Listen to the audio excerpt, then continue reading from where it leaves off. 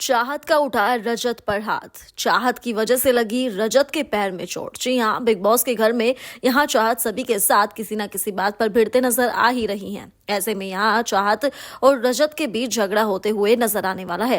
दरअसल होता कुछ ऐसा है कि रात के समय में रजत जो है वो अरफिन के साथ बैठकर बात कर रहे होते हैं, तो वहां पर चाहत आती है। तो यहाँ पर अरफिन और रजत दोनों ही उसे गुड नाइट विश करते हैं और ऐसे में रजत जो है वो अपने पैर से बाय का इशारा करते हैं।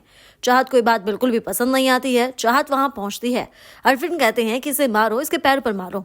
तो वहां टेबल पर जो शो पीस रखा होता है, चाहत उसे उठाती है और रजत के पैर पर जोर से मार देती है। भाई रजत के पैर पर वाकई चोट लगाती है।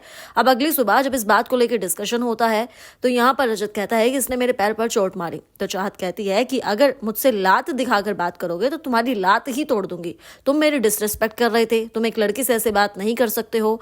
अगर तुम ऐसे बात करोगे तो फिर यही अंजाम होगा। भाई एक बार फिर से चाहत लड़की शब्द को बीच में ले आई है। यहाँ पर नहीं मान रही है चाहत अपनी गलती। रजत कह रहे हैं कि गलती की है तो मानो, लेकिन चाहत जो है वो कभी अपनी गलती मानते ही नहीं है और यहाँ पर एक बार फिर से ऐसा ही हो रहा है। भाई चाहत के इस इरिटेटिंग से बिहेव से घर में सभी इरिटेट हो चुके हैं। सभी को लगता है कि चाहत जानबूझकर ऐसी हरकतें कर रही हैं, वो जानबूझकर सभी को परेशान कर रही हैं ताकि वो फुटेज ले सके।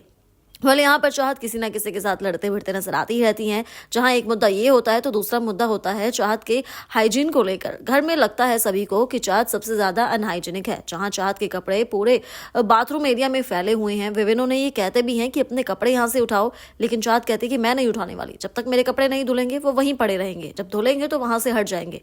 विविन फिर कहते हैं कि चुपचाप से अपने कपड़ों को वहां से हटा लो, लेकिन चाहत साफ मना करती है।